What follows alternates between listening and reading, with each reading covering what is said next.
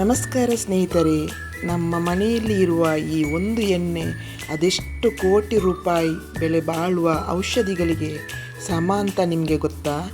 ಕೂದಲು ಉದುರುವುದು ನಿಲ್ಲಬೇಕಾ? ಮುಖದಲ್ಲಿರುವ ಸುಕ್ಕುಗಳು ಮಾಯವಾಗಬೇಕಾ? ಹಾಗಾದರೆ ಇವತ್ತು ನಾನು ಹೇಳುವ ಈ ಗಿಡದ ರಹಸ್ಯವನ್ನು ಮಿಸ್ ಮಾಡದೆ ನೋಡಿ.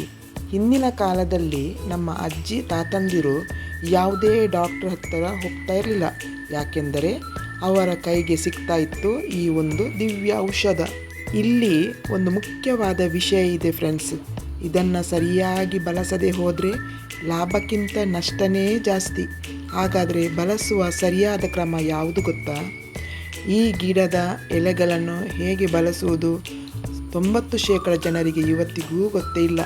ಇಲ್ಲಿ ಕೇಳಿ, ಇದರಲ್ಲಿರುವ ಒಂದೇ ಒಂದು ಅಂಶ ಎಷ್ಟು ಪವರ್ಫುಲ್ ಅಂದರೆ, ಇದರ ಎಲೆಗಳನ್ನು ಆಯುರ್ವೇದದಲ್ಲಿ ಮಂಡಿ ನೋವು, ಸೊಂಟ ನೋವು ಮತ್ತು ವಾತದ ಸಮಸ್ಯೆಗಳಿಗೆ ಶಾಖ ಕೊಡಲು ಬಳಸಲಾಗುತ್ತದೆ. ಹರಳೆಣ್ಣೆಯು ತಲೆ ಕೂದಲನ್ನು ದಟ್ಟವಾಗಿ ಬೆಳೆಸಲು, ಒಣ ತ್ವಚೆಯನ್ನು ತೇವಗೊಳಿಸಲು ಮತ್ತು ಮಲಬದ್ಧತೆಯನ್ನು ಕ್ಷಣಾರ್ಧದಲ್ಲಿ ನಿವಾರಿಸಲು ರಾಮಬಾಣವಾಗಿದೆ. ವೀಕ್ಷಕರೇ, ಇದರಲ್ಲಿ ನಾವು ಮುಖ್ಯ ಎಚ್ಚರಿಕೆ ವಹಿಸಬೇಕಾದಂಥ ಒಂದು ವಿಷಯ, ಹರಳು ಗಿಡದ ಹಸಿ ಬೀಜಗಳಲ್ಲಿ ರಿಸಿನ್ ಎಂಬ ಅಪಾಯಕಾರಿ ವಿಷದ ಅಂಶವಿರುತ್ತದೆ. ಆದುದರಿಂದ ಬೀಜಗಳನ್ನು ನೇರವಾಗಿ ತಿನ್ನಬಾರದು.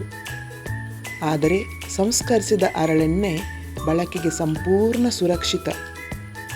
ನೋಡಿ ವೀಕ್ಷಕರೇ, ಈ ಗಿಡದ ಎಲೆಗಳು ತೀವ್ರವಾದ ವಾತದ ನೋವು ಮತ್ತು ಕೀಲು ನೋವುಗಳಿಗೆ ರಾಮಬಾಣ. ಹರಳು ಗಿಡದ ಎಲೆಗಳನ್ನು ಸಣ್ಣದಾಗಿ ಕತ್ತರಿಸಿ ನೋವು ನಿವಾರಕ ಎಣ್ಣೆಯಲ್ಲಿ ಹುರಿದು ಬಟ್ಟೆಯಲ್ಲಿ ಕಟ್ಟಿ ನೋವಿರುವ ಜಾಗಕ್ಕೆ ಶಾಖ ಕೊಡುವ ಈ ಕ್ರಿಯೆಯನ್ನು ಆಯುರ್ವೇದದಲ್ಲಿ ಪತ್ರಪಿಂಡ ಸ್ವೇದ ಎನ್ನಲಾಗುತ್ತದೆ.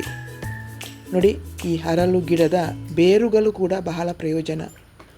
ಇದರ ಬೇರುಗಳಿಂದ ತಯಾರಿಸಿದ ಕಷಾಯವನ್ನು ಸಂಧಿವಾತ ಮತ್ತು ಸಯಾಟಿಕ ನೋವಿನ ಚಿಕಿತ್ಸೆಯಲ್ಲಿ ಬಳಸಲಾಗುತ್ತದೆ.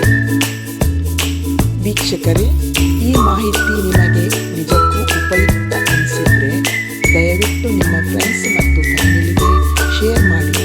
ಯಾಕೆಂದರೆ ನಿಮ್ಮ ಒಂದು ಶೇರ್ ಮತ್ತೊಬ್ಬರ ಆರೋಗ್ಯಕ್ಕೂ ಕೂಡ ಸಹಾಯ ಆಗಬಹುದು. ಇದೇ ತರಹದ ಇಂಟ್ರೆಸ್ಟಿಂಗ್ ಮತ್ತು ಹೆಲ್ತ್ ಟಿಪ್ಸ್ ವಿಡಿಯೋಗಳಿಗಾಗಿ ನನ್ನ ಚಾನಲನ್ನು ಈಗಾಗಲೇ ಸಬ್ಸ್ಕ್ರೈಬ್ ಮಾಡಿಕೊಳ್ಳಿ. ಮುಂದಿನ ವಿಡಿಯೋದಲ್ಲಿ ಸಿಗೋಣ.